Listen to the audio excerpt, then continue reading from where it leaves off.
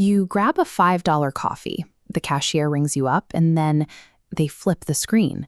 Suddenly, you're staring at three giant numbers, 20, 25, 30%, and down at the bottom, a tiny no tip button. In that split second, you stop thinking about the coffee. Your brain immediately switches into a state of minor panic, wondering if the person standing right in front of you is going to judge your choice.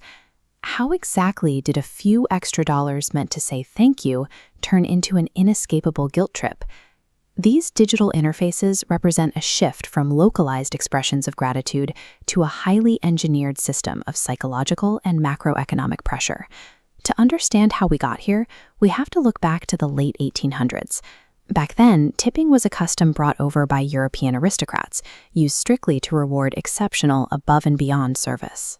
As the practice spread through the United States, employers realized they could use those voluntary tips to justify paying service workers significantly less than a standard-based wage. What started as a spontaneous bonus for doing a great job morphed into an expected structural requirement just to help workers make ends meet. By legally and culturally baking tips into the wage structure, the survival of the entire service industry was tied directly to your personal sense of generosity.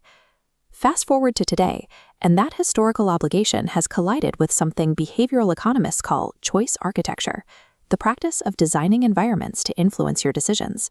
When you look at a payment screen, you're encountering the default effect.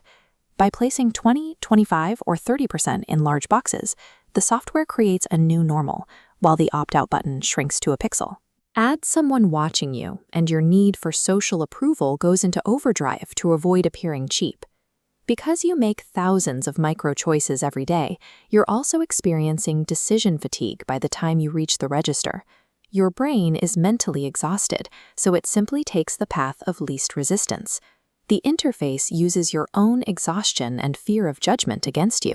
It pushes the final cost of your purchase higher, entirely bypassing the need for the business to raise their advertised prices. This chart shows the upward climb of standard tipping percentages over time. What used to be a reliable 10 to 15% has steadily crept up to 20, 25, and sometimes 30%. Economists call this constant upward pressure tipflation. Now, those same aggressive prompts are appearing in places where tipping never existed before, like grabbing a bottle of water from a self-checkout kiosk. For consumers, this creates massive friction. People are increasingly confused about when tipping is actually appropriate, leading to widespread exhaustion and resentment. Yet for millions of service workers, this system is still the only way they take home a livable wage. Without those screen prompts, their rent doesn't get paid. The real beneficiary here is the business itself.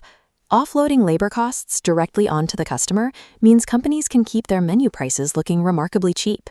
You end up with a three-way standoff. The customer feels cornered, the worker feels dependent, and the resulting tension at the register keeps labor costs off the company's books. Effectively navigating this system requires mentally separating the default software prompts from the actual human service rendered. If a server goes out of their way to give you a great dining experience, leaving a tip is an intentional, meaningful reward. That is very different from automatically hitting 20% just because a screen told you to. Tapping no tip when you ring up your own groceries isn't a moral failure. It is a completely rational financial decision. Once you see the choice architecture at play, the bright colors, the shrinking buttons, the implied social pressure, the screen suddenly loses its psychological grip. So the next time you face that inevitable screen flip, take a breath. Ask yourself, are you genuinely rewarding excellent service, or are you just buying your way out of guilt?